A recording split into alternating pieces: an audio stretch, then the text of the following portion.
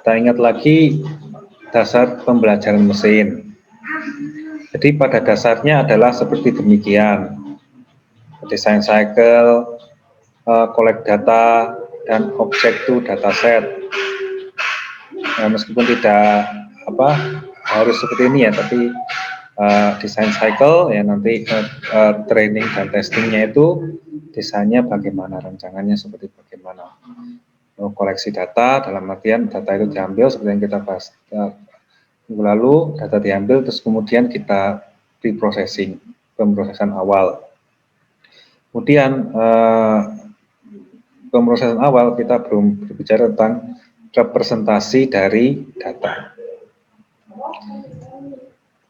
Representasi dari data.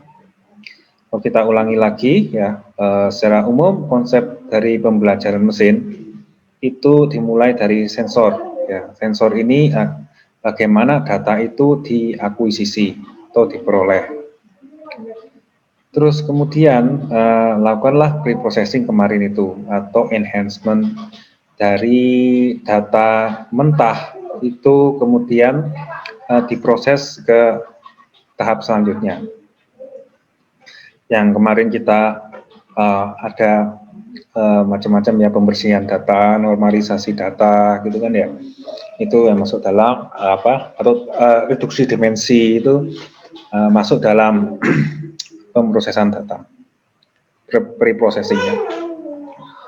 Kemudian tahap selanjutnya ada ekstraksi fitur atau feature extraction. Apakah itu? Yaitu pengambilan ciri atau karakteristik tertentu dari data. Apa yang diambil biasanya dalam bentuk variabel atau dalam bentuk parameter.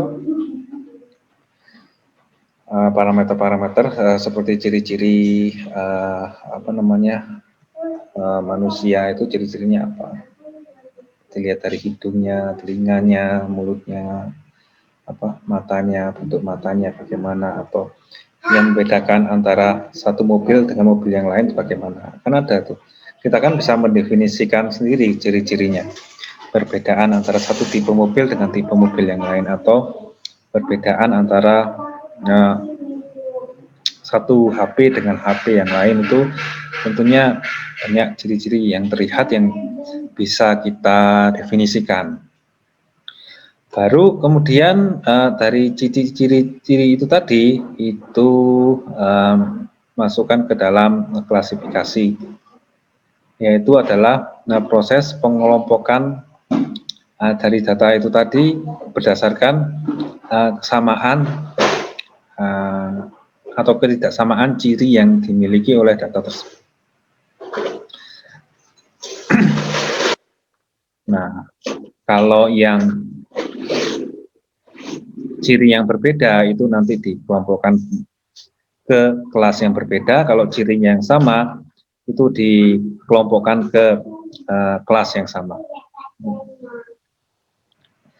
Terus kemudian deskripsi adalah menyampaikan hasil klasifikasi yang telah dilakukan. Apakah objek yang diinputkan mampu dikenali atau tidak? Kita melakukan pengujian. Kita lakukan pengujian ke dunia nyata gitu. Hasil dari komputasi yang dilakukan oleh mesin untuk melakukan klasifikasi itu tadi gimana? Yang tadi seperti misalkan deteksi wajah. Deteksi wajah wajah A, B, dan C. Nah, mesin itu melakukan pembelajaran atau proses pelatihan untuk bisa mengklasifikasi wajah A, B, dan C.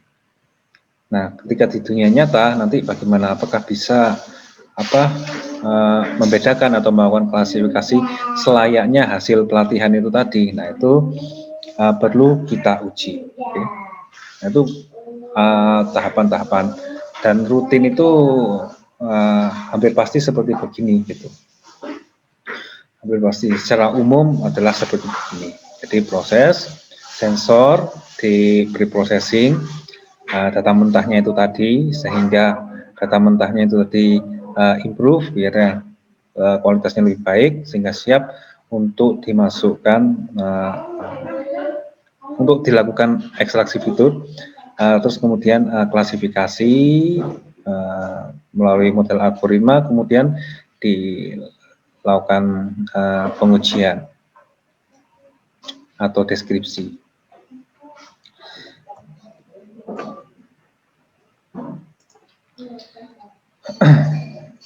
Nah, alur umum tidak jauh beda dengan apa yang dipaparkan pada slide sebelumnya. Kita perlu memikirkan sensor apa yang kita gunakan untuk mulai dari collect data itu. Kita bisa memakai data primer ataukah data sekunder. Data primer, misalkan kalau kita ingin pengenalan wajah, pengenalan aksi manusia dalam video, itu menggunakan sensor apa? Sensor video atau sensor kamera.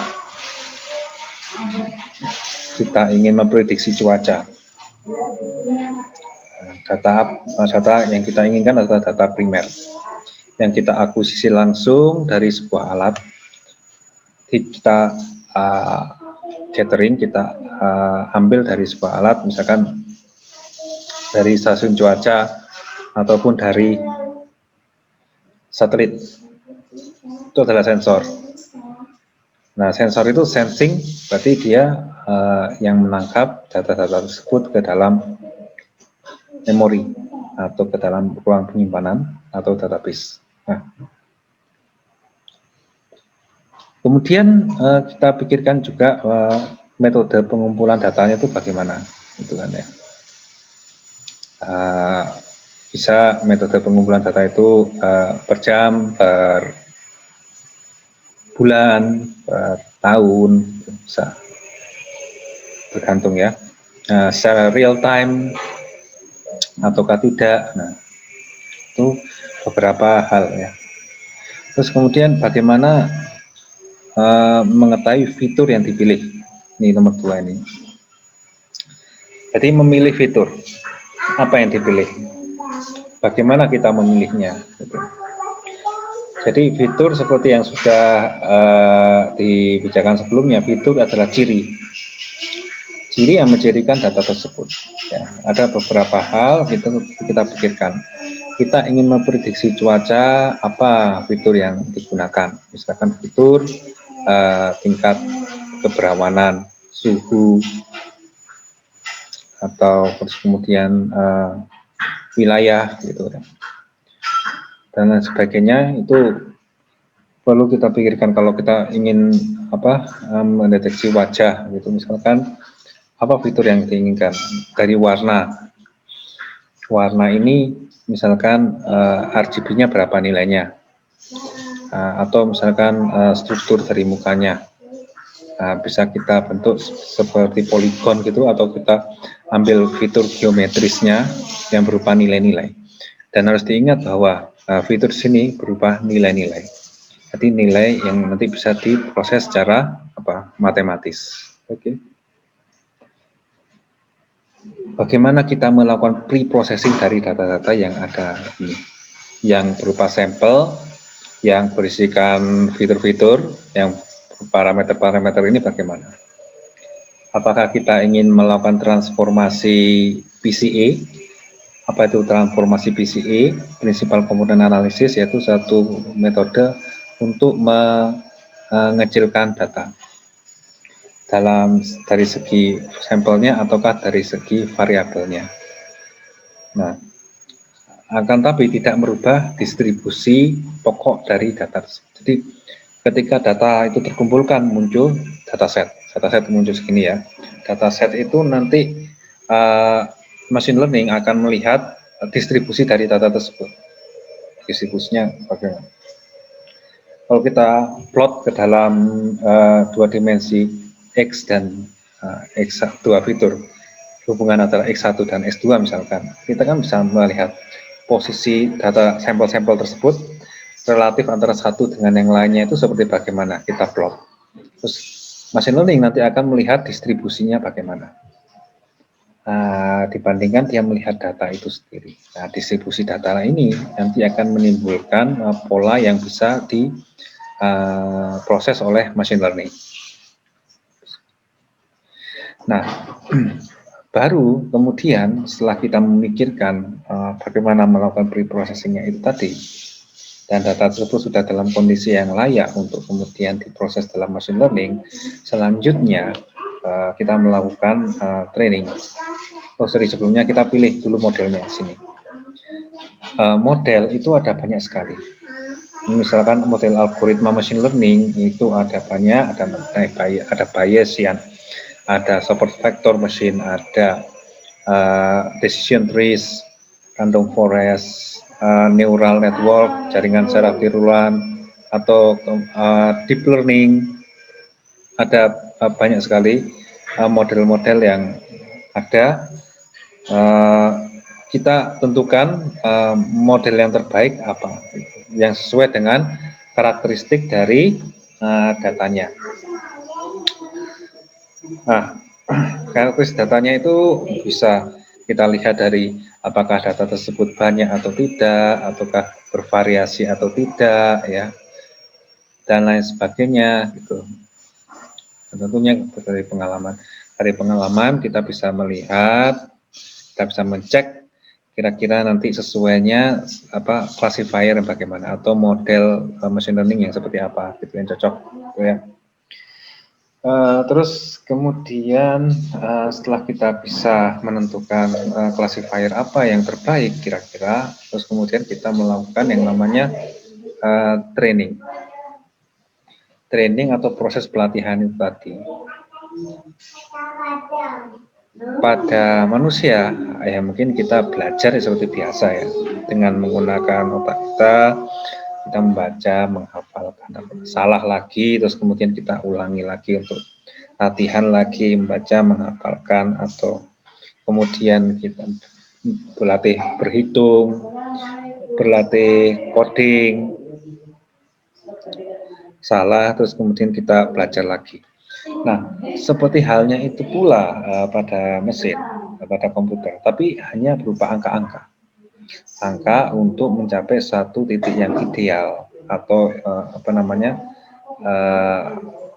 dia bisa memutuskan sesuatu dengan benar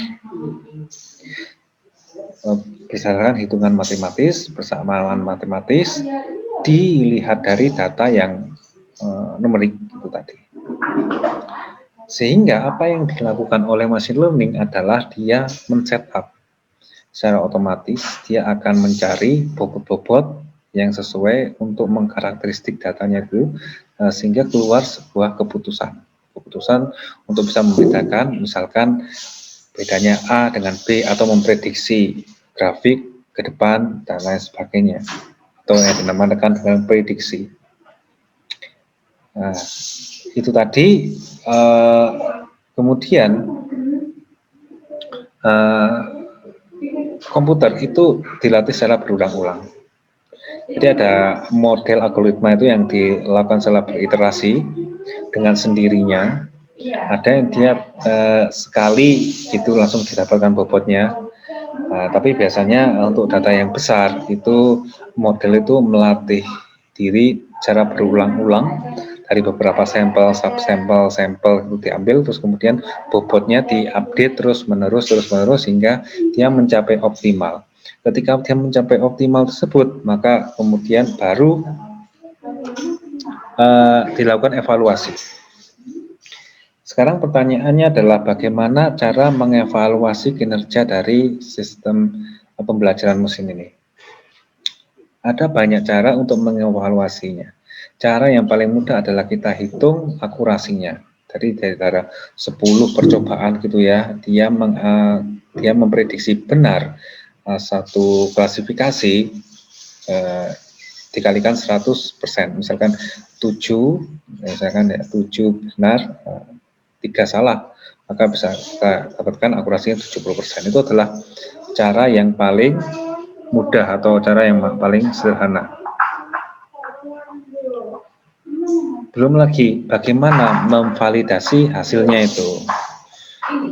validasi hasilnya.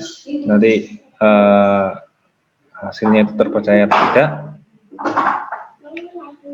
berapa tingkat kepercayaan hasil keputusan. Nah, itu pertanyaan-pertanyaan yang perlu dijawab ya. Nah, itu alur umum yang sering yang secara umum digunakan dalam machine learning, pembelajaran mesin. Nah, kemudian sekarang kita bahas satu persatu ini, mengkoleksi data. Jadi nilai data diambil pada tiap objek. Tipe data berdasarkan skala dari datanya. Oke. Nanti kalaupun data yang diambil itu kualitatif, itu harus dikuantitatifkan. Jadi data yang bukan berupa angka itu harus dijadikan angka itu nanti kalau misalkan dalam selanjutnya. Dan ini dinamakan data diskrit, bisa nominal, bisa ordinal. Misalkan gender, merek mobil, nama tempat, dan lain sebagainya. Itu kan berupa string, jadi tidak berupa angka, tapi harus kita angkakan itu nanti.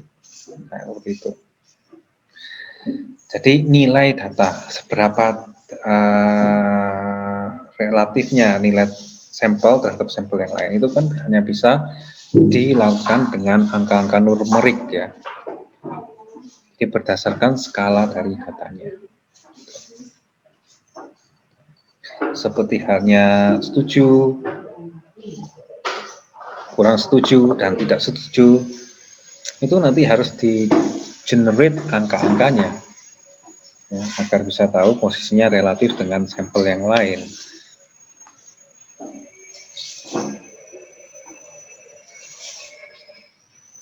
Nah,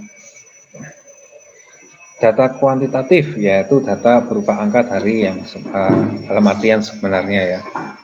Misalkan suhu berapa derajat, panas, ya, tinggi badan, usia, terus apa lagi, intensitas cahaya berapa, tingkat kecerahan itu berapa, itu kan direpresentasikan dengan angka-angka kan ya. Nah, itu merupakan data-data kuantitatif.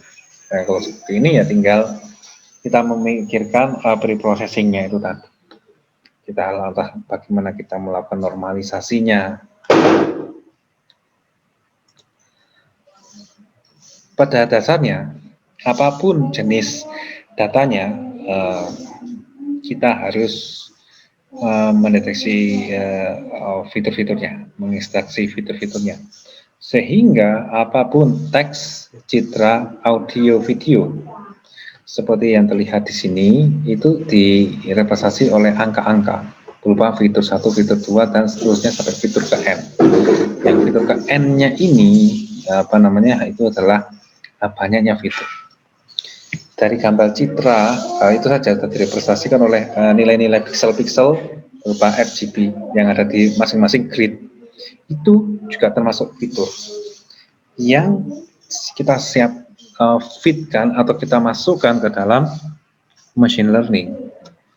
Teks, frekuensi banyaknya kata pada satu kalimat, pada satu dokumen, itu juga merupakan sebuah fitur atau ciri yang mencirikan dari data teks tersebut. Audio, misalkan dari sinyal atau spektrogram. Nah, itu kan bisa dilihat.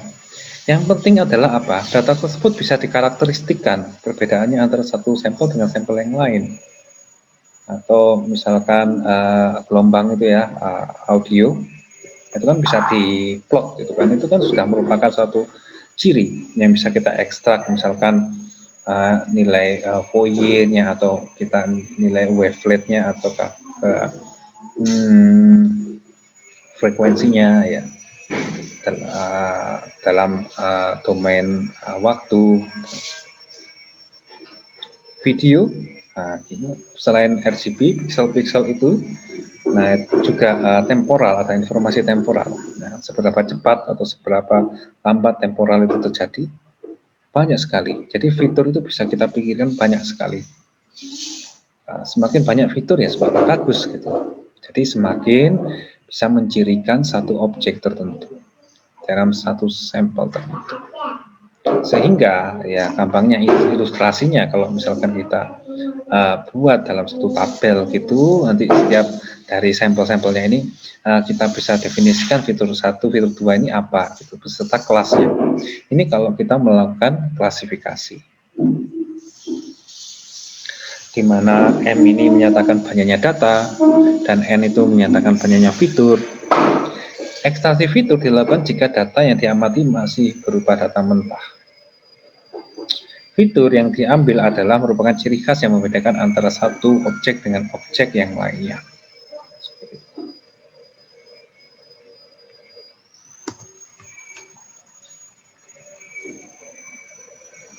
Nah,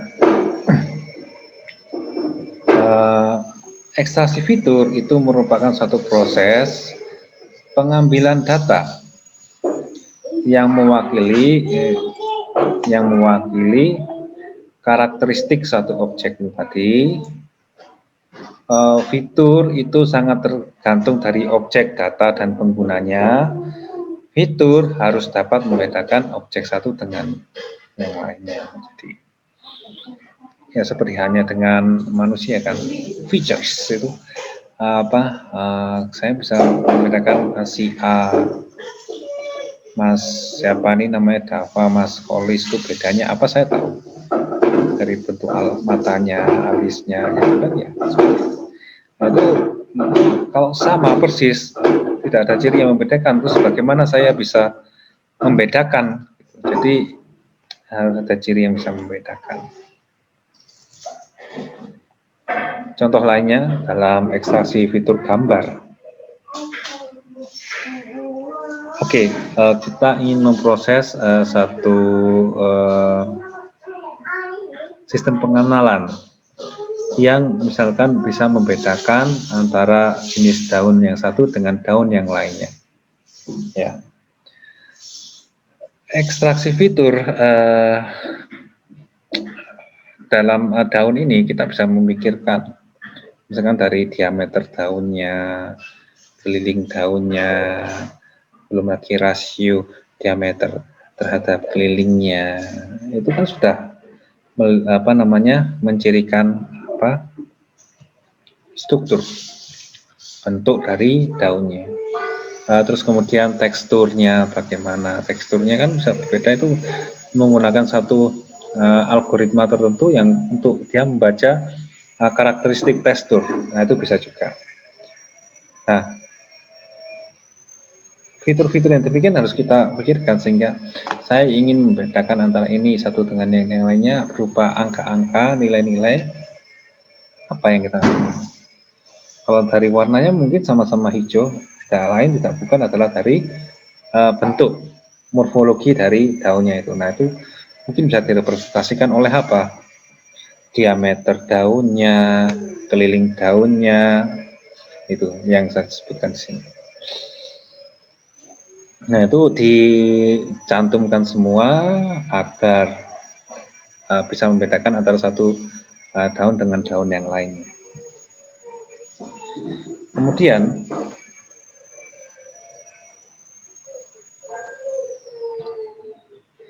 ekstraksi fitur teks.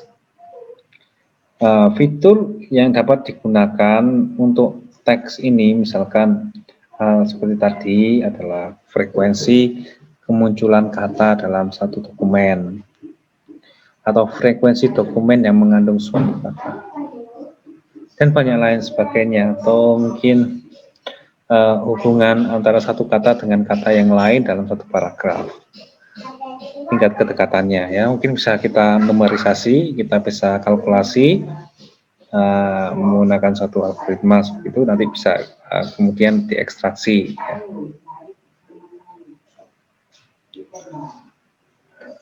Ini adalah text processing. Kemudian ekstraksi fitur suara gitu. Untuk ekstraksi fitur untuk membaca karakteristik dari gelombang suara yang ada di sini itu bisa macam-macam. Ada pakai algoritma Mel frequency, substral coefficient. Tentunya bentuk ini juga berbeda ya, misalkan antara satu manusia dengan manusia lain, atau misalkan seseorang mengucapkan satu kata gitu. Misalkan saya berbicara beruang, terus saya berbicara gajah. Tentunya gelombangnya itu nanti akan berbeda antara beruang dengan gajah. Saya bilangnya seperti itu. Nah, itu bisa dideteksi. Kita menggunakan beberapa fitur suara untuk mengcapture bentuk dari gelombangnya ini dengan Mel frequency, substral, linear prediction coefficient, line spectral frequencies, dan banyak lagi. Ya. Tentunya nanti teman-teman bisa pelajari lagi tentang ini. Jadi dengan membaca, dengan paper, ada berbagai macam teknik yang kemudian bisa digunakan untuk mengekstraksi data ini.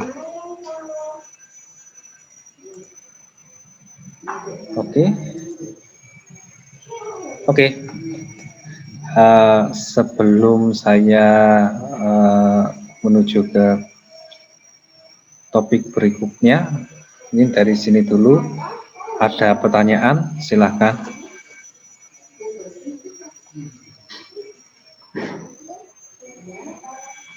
Pak izin bertanya terkait fitur atau salah satu dari data yang dimana itu tadi Bapak bicarakan bahwa itu membedakan antara objek satu dengan objek lain. Kalau misal Pak, fitur tersebut atau data tersebut tuh adalah klasifikasi. Jadi di mana ada beberapa objek itu yang memiliki nilai fiturnya itu sama. Apakah itu masih bisa dikatakan sebagai fitur atau bukan, Pak? Fiturnya sama persis atau mirip? Misalkan kayak ya mirip, nggak sama persis tapi ada perbedaan tapi mirip. Nah, kalau ada perbedaan, ya pokoknya ada perbedaan ya bisa digunakan sebagai fitur. Meskipun mirip, berarti itu fitur yang kurang kuat. Kalau sama persis baru tidak bisa dibilang sebagai fitur ya. Tapi kalau dalam numerasi itu jarang terjadi sama persis. Misalkan saya misalkan dengan yang lainnya sama-sama kuritnya gelap misalkan. Tapi nilai RGB-nya saya yakin berbeda. Misalkan dalam tingkat cahaya yang sama, atau misalkan dalam jutaan manusia yang ada di muka bumi ini, sidik jarinya itu tidak ada yang sama. Nah, dari situ saja bentuk sidik jari, ya itu saja bisa kita jadikan ciri, ya kan? Jadi sangat jarang sekali fitur itu yang sama persis. Gitu. Dengan hal ini, apabila ada perbedaan biarpun sedikit saja, itu bisa digunakan sebagai fitur. Hanya saja mungkin termasuk fitur yang kurang kuat. Nah, seperti itu, Mas.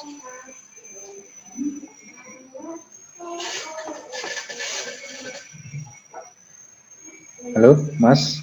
Iya, Pak. Iya. Ingin bertanya sekali lagi, Pak. Ya. Terus apabila fitur itu nilainya benar-benar sama semuanya gitu, apakah lebih baik fitur itu tidak perlu digunakan atau dibuang saja gitu, Pak? Ya, cari fitur yang lainnya. Ya, mungkin kita bisa cari fitur yang bisa membedakan lah antara satu objek yang ingin kita klasifikasikan dengan objek yang lain.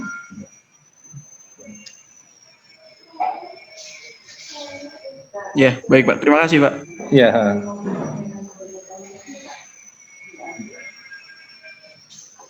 Ada lagi yang lain? Izin bertanya Pak. Tadi kan Bapak bicara soal train system ya, pas bicara soal alur umum. Nah di train system itu tuh isinya kan tadi yang saya tangkap tuh bagaimana suatu sistem dilatih ya. Maksudnya dilatih itu tuh diberikan data training begitu Pak, data training gitu Pak. Nah, kalau kayak gitu, buat yang unsupervised learning itu kan nggak butuh data training, itu gimana, Pak? Dia melalui tahap Oh ya, train sistemnya. oke. Ini ada sebenarnya misunderstanding. Jadi kalau unsupervised itu itu butuh data training. Hanya saja tidak memakai label. Nah, seperti ada data training, kita kalau misalkan dengan menggunakan label itu selayaknya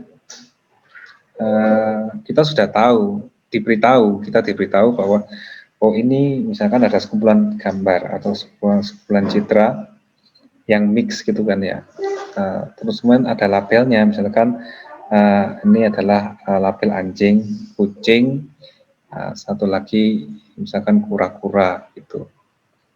Jadi berdasarkan labelnya ini, mesin nanti akan mencari perbedaan antara bagaimana cara membedakan antara anjing, kucing, dan kura-kura ini dari label yang sudah ada. Cara membedakan.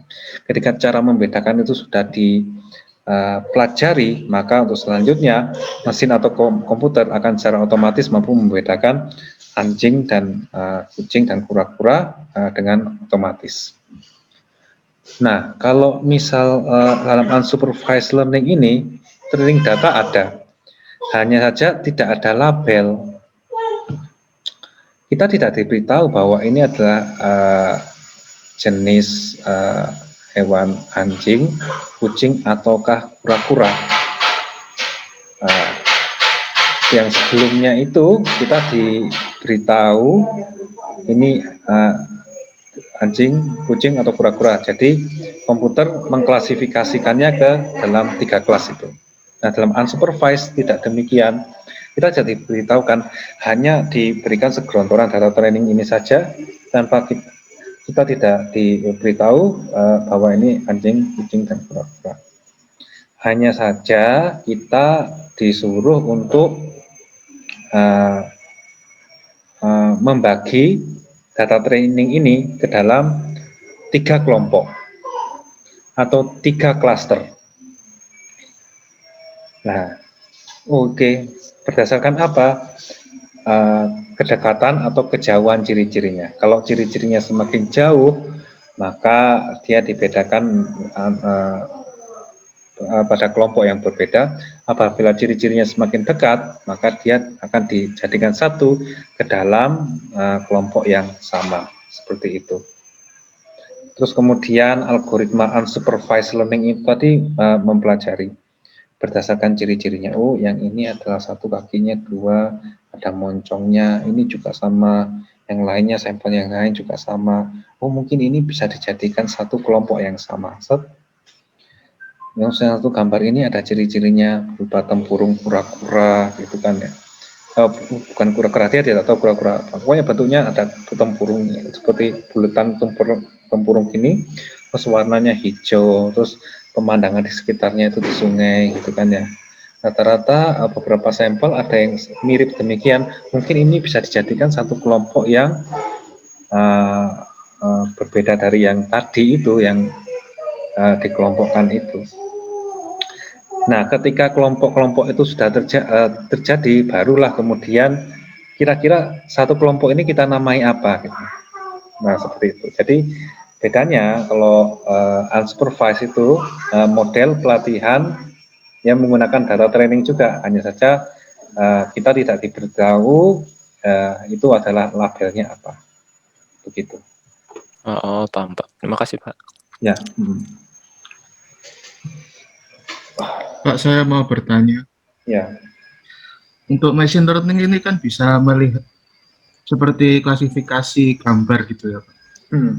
Terus kenapa CAPTCHA itu masih dianggap itu ya aman? CAPTCHA itu masih dianggap aman. Seharusnya apa kalau CAPTCHA tidak aman? Seharusnya apa? Gambar. Maksudnya kayak CAPTCHA kan dibuat untuk pertahanan di DOS. Oh iya, iya. Oke. CAPTCHA itu CAPTCHA yang tulisan atau yang gambar? Ada yang milih-milih gambar itu. Iya, ada dua-duanya. Oh ya. Nah, oleh sebab itu semakin hari kita harus memikirkan ya. Kita harus memikirkan bagaimana komputer ini nanti akan gimana ya?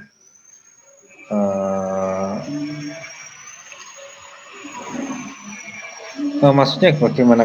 CAPTCHA itu kan dia bisa ini kan secara otomatis ini ya. Maksudnya nanti komputer menyerang CAPTCHA tersebut hingga bisa dijebol gitu maksudnya ya? Iya, gitu. Oh, ya oleh sebab itu algoritmanya harus ditingkatkan terus agar tidak mudah dijebol oleh komputer, dilatih terus. Makanya proses training ini tidak berhenti pada saat itu juga. Ada yang namanya active learning. Jadi training itu dilakukan terus-menerus dengan data-data yang baru terus bertambah sehingga algoritma atau model dalam komputer itu akan semakin pintar dan semakin pintar. Sehingga semakin susah untuk dijebol seperti itu, Mas.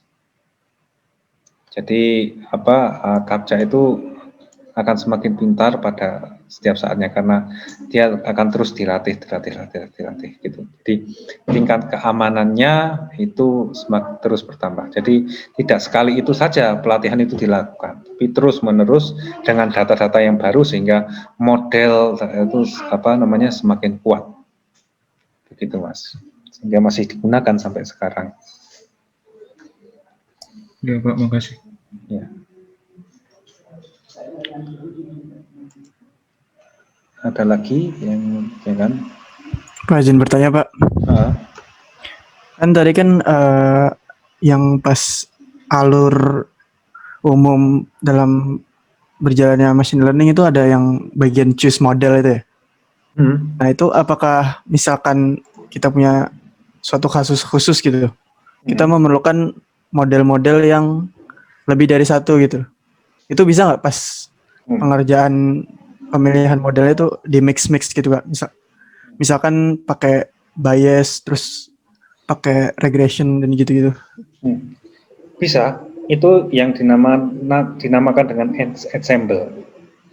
Ensemble ini jadi menggunakan beberapa model untuk akhirnya kemudian digabungkan menjadi satu keputusan yang sama, diagregasi pada akhirnya sehingga atau mungkin digunakan voting. Jadi keputusan dari model A, B, C, D, E itu voting yang paling banyak mana itu yang dijadikan keputusan akhir atau ditambahkan seperti itu. Jadi bisa bermacam-macam. Jadi intinya bisa, Mas, itu namanya ensemble. Oke, Pak, makasih, Pak. Ya, silakan. Lagi ada yang lain? Izin bertanya, Pak. Ya. Tadi di bagian ekstraksi suara, ekstraksi fitur suara itu saya masih kurang paham, Pak. Itu berdasarkan frekuensinya atau bagaimana ya, Pak?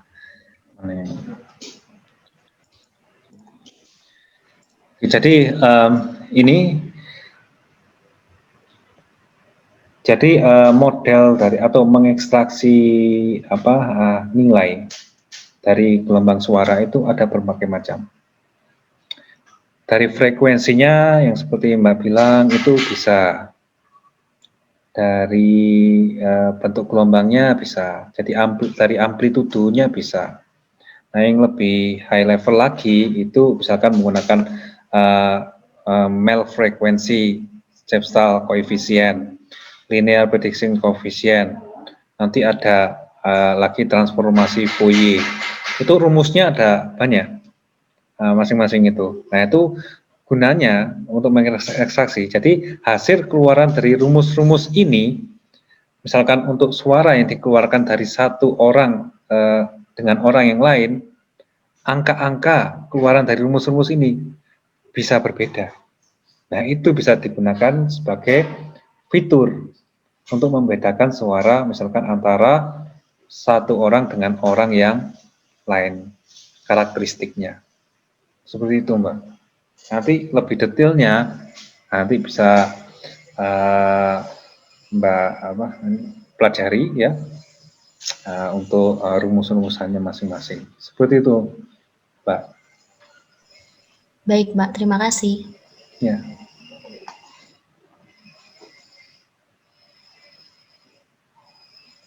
Ada lagi silakan.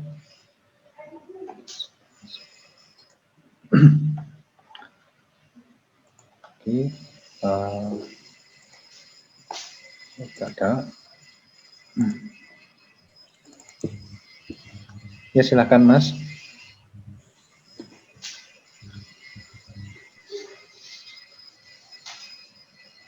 Presentasi.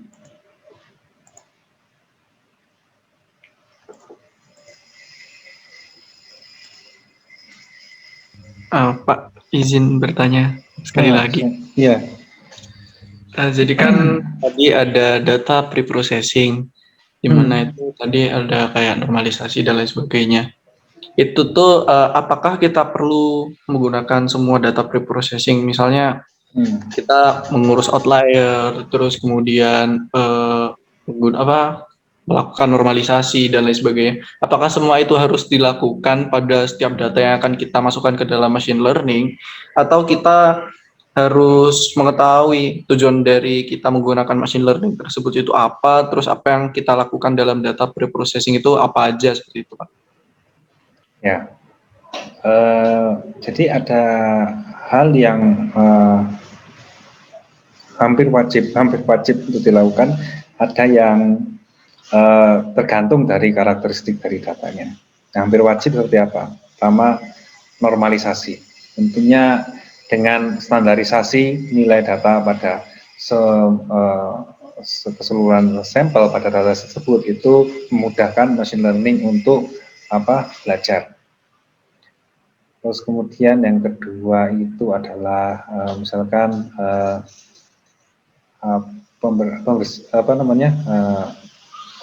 mengidentifikasi nilai yang hilang.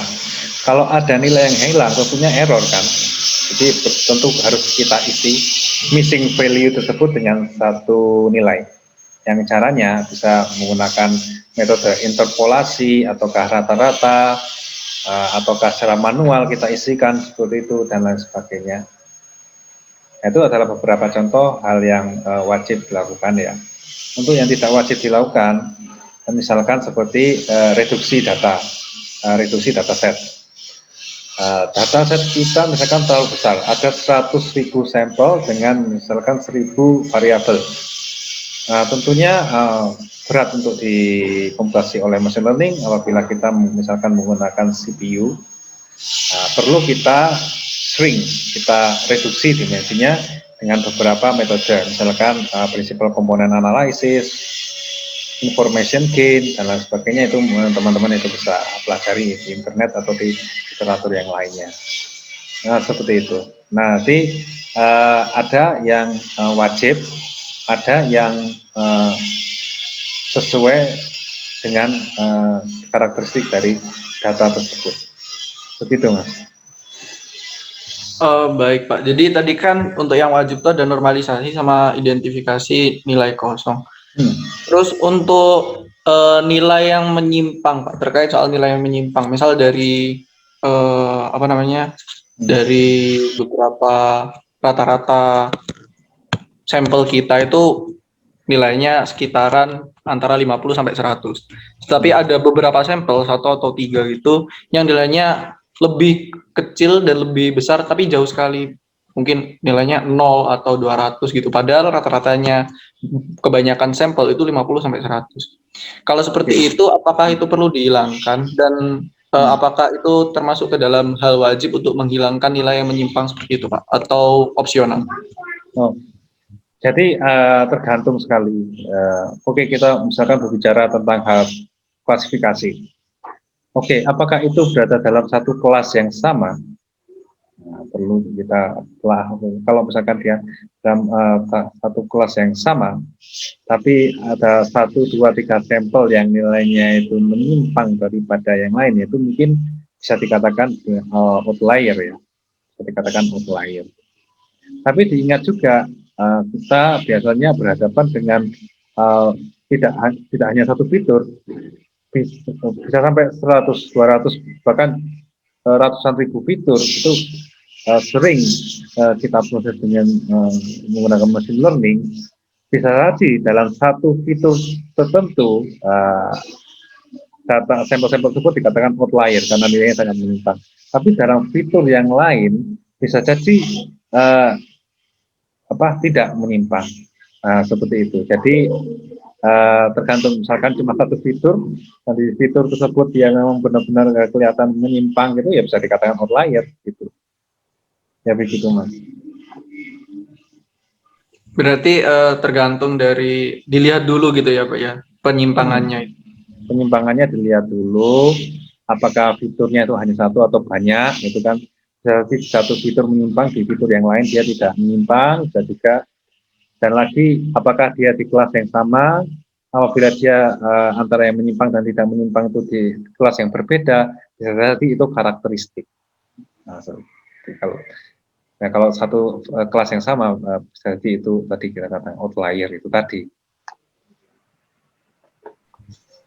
Baik, terima kasih Pak. Iya. Oke, yang lain?